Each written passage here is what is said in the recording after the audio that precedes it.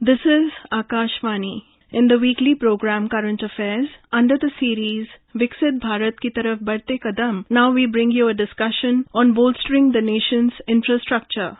The participants are Dr. Kirit S. Parekh, former member, Niti Aayog, Dr. Sharad Kumar, member, Airports Authority of India, and Arjun Chaudhary, anchor. I'm joined by Dr. Kirit Parekh and Dr. Sharad Kumar. Warm welcome to both our experts on this program, where we will discuss about the 100 days of the third term in office of Honorable Prime Minister Shri Narendra Modi, and the focus on infrastructure, the theme being Sabka Vikas.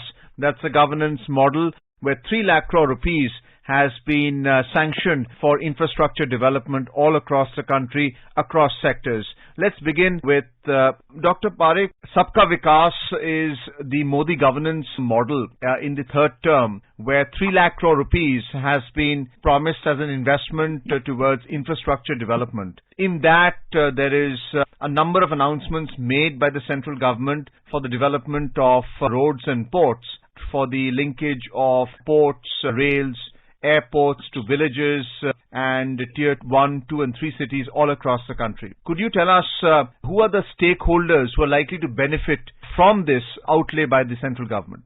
The government in the last 10 years has really developed Indian country's infrastructure in a much faster way and in a very comprehensive way. And I think what they're planning to do in the next 5 years is also very impressive. I think the allocations have been made. Of course, one has to see whether these allocations are fruitfully utilized and infrastructure comes into being or not. But the record so far in the government has been quite good in sort of reaching the target and making their plans. So I believe this infrastructure development will give a boost to the country's development all around, and hopefully I think it will also promote our exports. We should have competitive positions in exports, and poor infrastructure has always been in question of not having adequate infrastructure in the system. So I hope that it is possible that the government does indeed implement and make these promises a reality. So specific to exports and imports, we have the development of the mega port at Vadhavan in Maharashtra, and the outlay is 76,200 crore rupees. So how important is this port for the coastal state of Maharashtra? I think Vadhavan is a well-known port site, and it would be useful to have a developed mega port there. As you know, there have been lots of small private-run airports have been developed in the Gujarat coast, and they have brought down the turnaround time ports of ships in the country to less than a day. And this has been like 29, 30 days in the years gone by, and that's certainly very useful. And I think Vadhavan would certainly add to this and will make it possible for much larger ships to come because it is a deeper waterway available there. So I think this is good, but I do hope that it doesn't get caught in the standard government-run ports where the turnaround time is not as good as and as competitive as with private ports. So you see public-private partnership model as part of the governance of Sabka Vikas specific to imports and exports, so that there is greater efficiency at the port terminal? I think it's absolutely critical that this very large mega port that we are developing is operated in the most efficient manner. And if that requires public-private partnership, let it be so, and government should not hesitate from doing that. So from stakeholders like MSMEs and corporations that are looking to bring about exports as part of their earnings, what about other stakeholders like citizens who are looking for public goods in the form of better roads and bridges? You have the PMGSY4, the Prime Minister Rural Road Scheme 4, for the construction and upgradation of 62,500 kilometers. From a large megaport, private citizens don't have to get anything directly, but they get a huge benefit from the fact that countries, industries are developing, jobs are created, that export is booming. If you can do these things, then of course, and imports become easier and cheaper, then certainly the private citizens gain out of it as well. Absolutely, including the youth seeking employment. It does lead to industrial development, the industrial corridors being built as well, factory systems there. Absolutely. Could you tell us something about the roads and bridges where there's construction and upgradation under this PM Rural Road Scheme 4? And the distance covered is quite vast. It's 62,500 kilometers, and I believe there's also central assistance of 49,000 crore rupees. Yeah, but rural roads are extremely critical because if you have good road connectivity to urban and trading centers, then the farmers get a better price. And of course, the consumers in rural areas get cheaper products. So rural road connectivity is almost as important as urban road connectivity. So I think giving adequate and extremely important attention to infrastructure is a very good plan, and I hope it succeeds. Well, it's quite ambitious. They're seeking to link 25,000 villages across the country. How do you see that happening with the geography little uncertain in many areas? 25,000 villages may seem a very large number, but if you consider that India has 650,000 villages, then you have to put that into perspective. But of course, not all these 25,000 villages, 650,000 villages are not connected. Many of them are already connected. And maybe these 25,000 are the last 25,000 which need to be connected with good roads. Yes, certainly any improvement in rural road connectivity is extremely desirable. What about the 8 national high-speed road corridor projects where the length is 936 kilometers?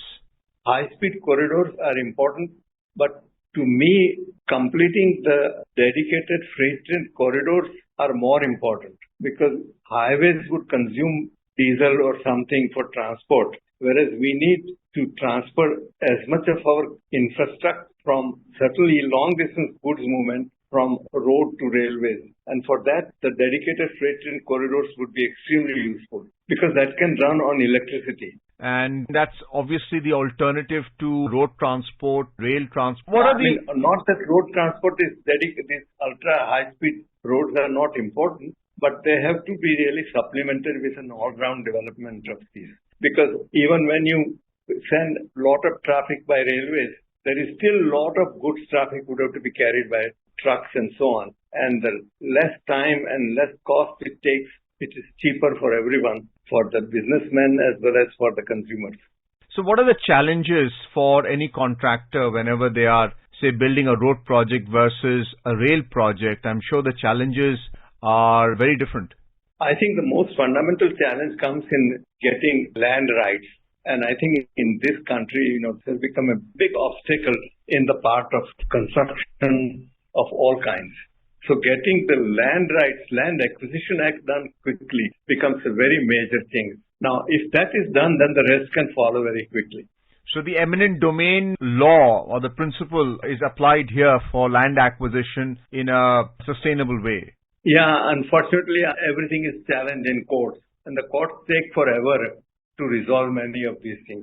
So one might say that even more important to all this is our reforms of our legal system so that issues are resolved quickly and not forever. That's the reality. Do hope that, they can get the land acquisition done as quickly as possible. And it should not follow in sequence, but should be done simultaneously all over. These are the challenges in populous regions. But if we get away from these populous regions to more remote regions like Ladakh, and we talk about the Shinkun-La tunnel, which is seeking to connect Ladakh and Himachal Pradesh. What are the challenges there, looking at the geographical terrain? Any tunneling project is a challenging project, particularly when you're doing in the Himalayan region where the mountains are young and you can face all kinds of geological issues that you have not anticipated. But of course, we have had enough now experience in this area. But you certainly need to be very careful and very methodical and systematic in building these tunnels. But in urban areas, one would have thought that it's very difficult to find land and so on. But the way in corridors, metro has developed in Delhi, you can see that, yes, one can find If there is a will, there is a way, and it can be done somehow. So there are boring machines employed by contractors.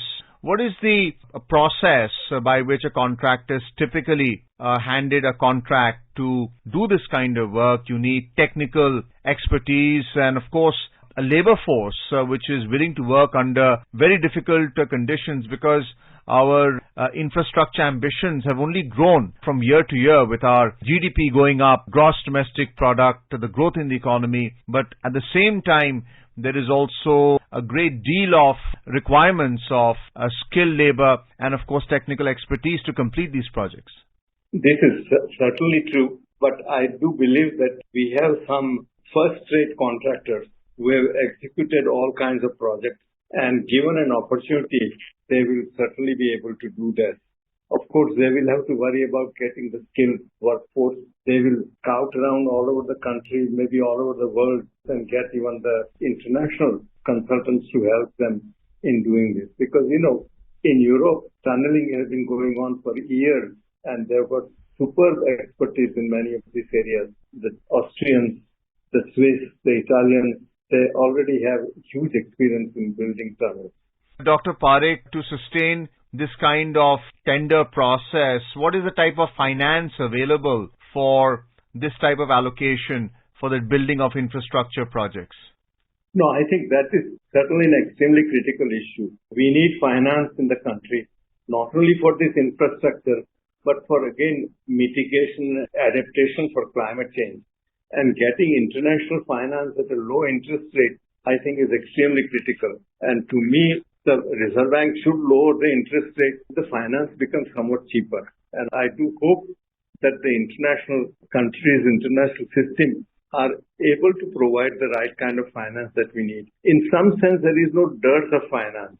It is the cost at which finance is given is the critical thing. Now, for that, India's inflation rate has to be controlled, and India's exchange rate has to be controlled. I think we have done reasonably well in this area, and I think we can continue to do so, and that should really be possible to get inflation finance, international finance as well, at a reasonable rate.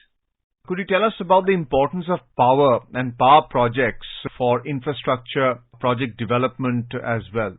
You see, power is a critical input in any kind of equipment. If you want to run a tunnel machine, you need to have power. Anything else that you need, energy. Energy is so critical in all of these things. And power is one of the easiest kind of form of energy to transport over a long distance and to be made available at different places. So I think developing the power sector is very critical. Fortunately, our power sector today is well developed. We can boast of surplus power. We are also exporting and trading with our neighbors like Bangladesh, Bhutan and Nepal. And I don't believe that we will have power as a shortage, but making power available, not only just available, but available with adequate sort of stability and frequency control and round the clock becomes very critical. And this is the one challenge that we have to face now in the power sector.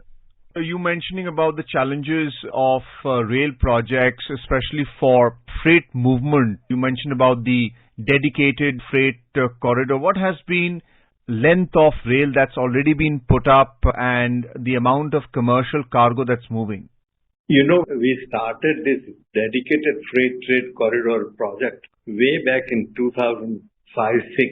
I was a member of the Planning Commission then. And I think we made allocations almost 2006, if I remember it right. But unfortunately, it is still going on. And largely, acquiring land and acquiring rights was the main problem. So I think it is now nearly complete. But once it is done, it can attract a lot more freight transport. Now, one has to recognize that for freight to come on railways instead of trucking, long distance one, you have to really provide the same level of door-to-door service in terms of time and even cost as trucks do. Trucks provide from door-to-door service. Railways have to be able to do something similar. And they can do that if they say we are only loading containers, that containers will be taken by the local people and delivered it. And you run your trains on schedule. So somebody says, I have left my cargo on the railway track here, railway station at 10 a.m. today, I should be sure that day after tomorrow at 10 a.m. the cargo would be available in Delhi or in Mumbai or whatever city I'm targeting it for. So I think it's not just building railways infrastructure, but really preparing a kind of a system by which you can compete with the trucks.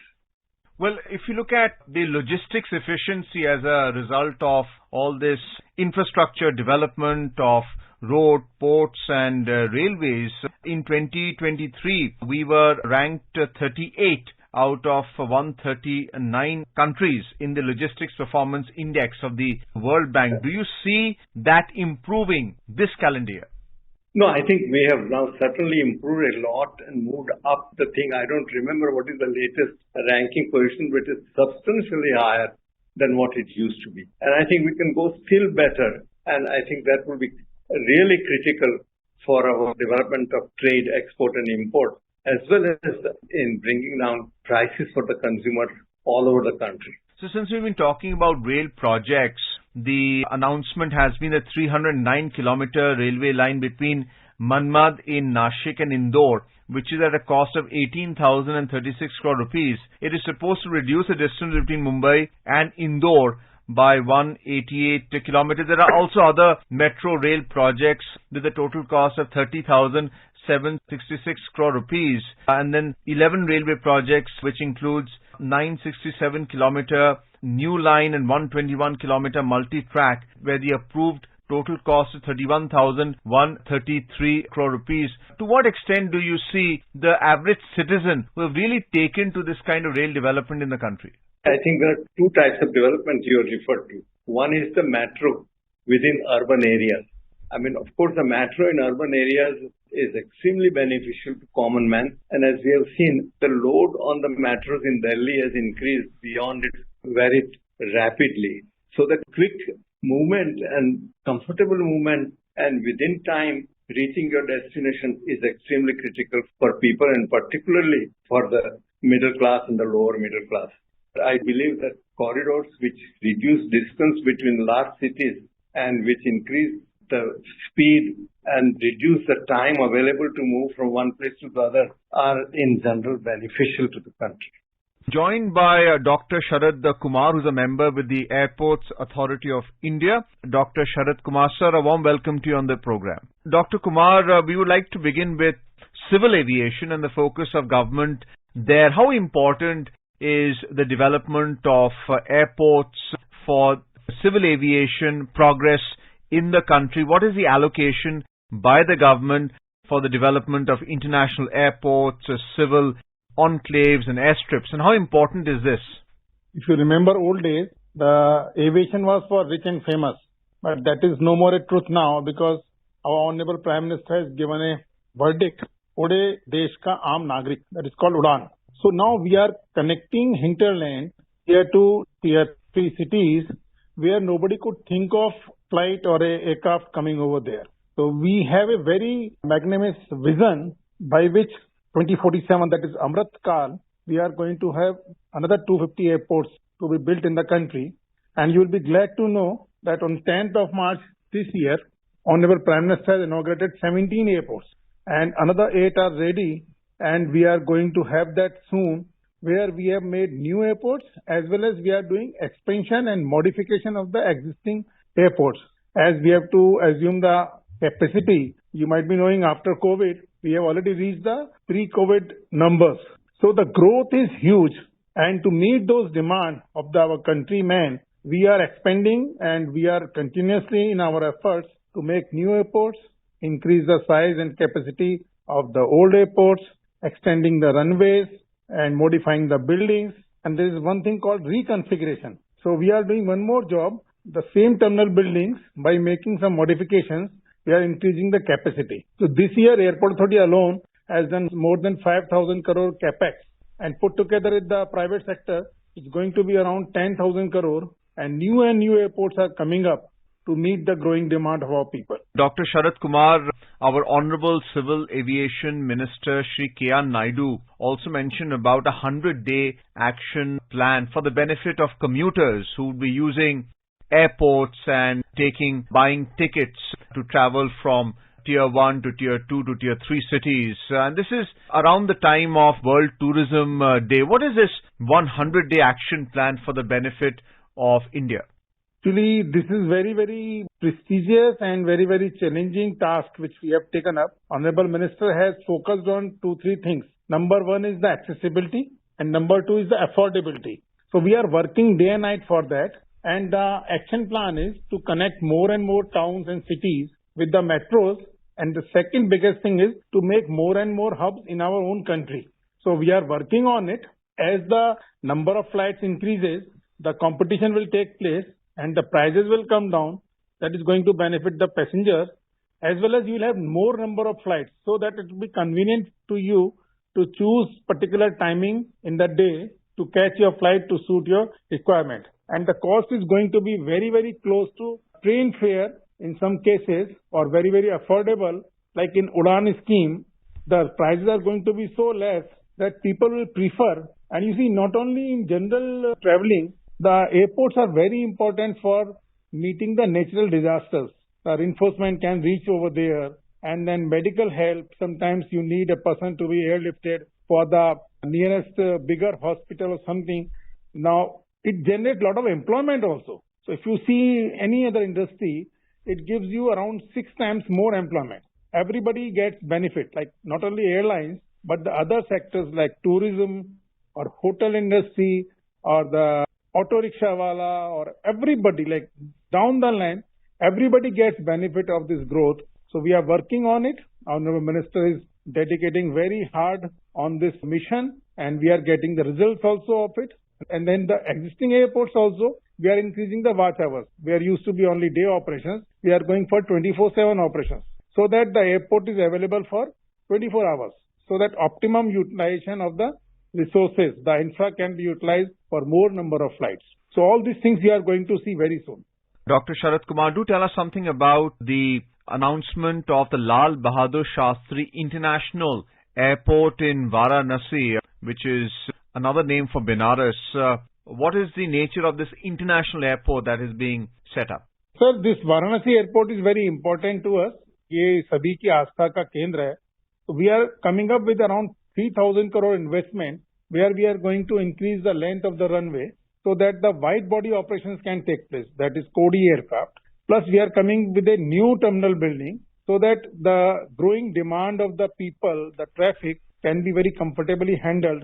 And not only in Varanasi, in Bagdogra, in Agra, Beta, Darbhanga, like everywhere, wherever we are witnessing the growth, we are working for the future, for the coming years to make bigger terminal, bigger runways and to handle bigger aircraft so that our people can get a convenient flying experience. Tell us about these civil enclaves. What are these? There is development in Bagdogra in West Bengal and Bihta in Bihar. How is this different and what's unique about it? Around 38, 39 civil enclaves which we are running. These are the air terminals which are generally with the defense forces. Means the runway and the one part of the airport will be under control of the defense, either by Air Force or Army or Navy. And the other side is a civilian enclave where we have our own apron and taxi and our terminal building. So that is a very good concept and maybe a rare concept because the resources of the country are used for the maximum benefit for the people of the country. So Honorable Prime Minister has emphasized for the optimum utilization of those resources. These are the airports, as you said, Darbhanga and Beta. And not only that, even our Goa airport, Pune airport, you see, even major airports are used by joint user. So as I said, runway and the other infra is with the armed forces and civil enclave is with the Airports Authority of India. We worked in a tender operational system where we use the resources to the optimum, maximize the uses of the infrastructure. There is also the development of airstrips. You mentioned about how there are already existing infrastructure which is being dual-purposed. What about the airstrips in Agatti and Mimikoi in the Lakshadweep Islands? And do tell us something in the context of tourism as well. Agatti is so beautiful. It is nature's paradise. Like nowhere you find such a beautiful place. And now presently we are operating 3 flights which are ATR 72 operations or of Alliance Air and Indigo. Now to have Airbus, because which is more economical and having more capacity. As well, they are more available also. Like these type of aircraft, like Airbus and all, are more easily available compared to ATR worldwide. So we are going to expand the airport at Agati to make compliant to Airbus. Similarly, for Minicoy also, we are going to set up a new airport over there where you can have Airbus operations. And the idea is to make it very economical. See, whenever Airbus operations are there, the cost goes down because the number of seats are more and the expenditure of the airline and other infra is less. So these two places are, you'll like to visit them and you'll appreciate the efforts being made because they're very challenging projects. And by doing it, our countrymen and the visitors can have a look of the natural beauty and the pristine beauty of those islands. Dr. Sharad Kumar, for the benefit of our listeners on Akashvani, do tell us what are the actual challenges on the ground, because operate and to create infrastructure for civil aviation, you also require clearance above ground. How does the government manage all that by bringing about regulatory changes and other logistical and operational changes as well? See, we are a very, very diversified culture, and our country is so big. If you talk about challenges at Leh, that is the highest altitude airport we are having. So those challenges are still more because the altitude makes everything very difficult, and almost for 6 months the normal road is closed. So their aviation operations are much more important for the people, those who are living nearby. That is the only way of transporting goods and man and material from those areas. That is a different challenge. Now we were talking about Agati, Minicoy and the coastal area. There are different challenges. You have cyclones every 1 year or maybe sometimes twice in a year. So you have to, your infra has to be so robust. Not only civil and electrical infra, even your communication systems and navets have to be so strong which can withstand those type of calamities. So everywhere you have airports in desert, you have airports in far off places where you really have to see the local conditions and the local requirements, and then you develop an airport which becomes such a big lifeline for the people living around. But there is no much problem with the regulatory things because we are got a template for everything, and our system is so robust.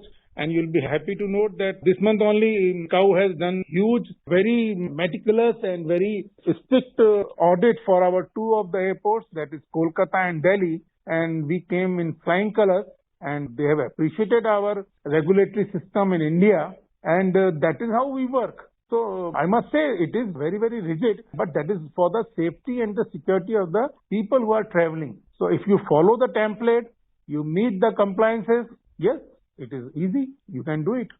We'd like to thank both our experts, Dr. Kirat Parekh, former member of the Planning Commission, now known as Niti Aayog, and Dr. Sharad Kumar, member of the Airports Authority of India, for explaining to us in detail what the announcements and the allocations of the central government has been in its first 100 days in office regarding infrastructure development in India, specifically civil aviation, power, roads, ports, infrastructure development in the country. We'd like to thank both our experts for giving us a detailed explanation of what's happening right now on the ground and what the future lies for infrastructure development for the benefit of all the stakeholders in this country. Thank you, sir. Thank you so much.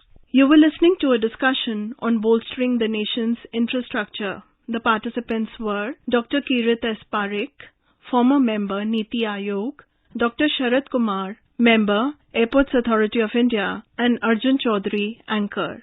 This program was produced and presented by the News Services Division of Akashvani. You can listen to it on our mobile app, News on AIR. This program is also available on our YouTube channel, News on AIR Official.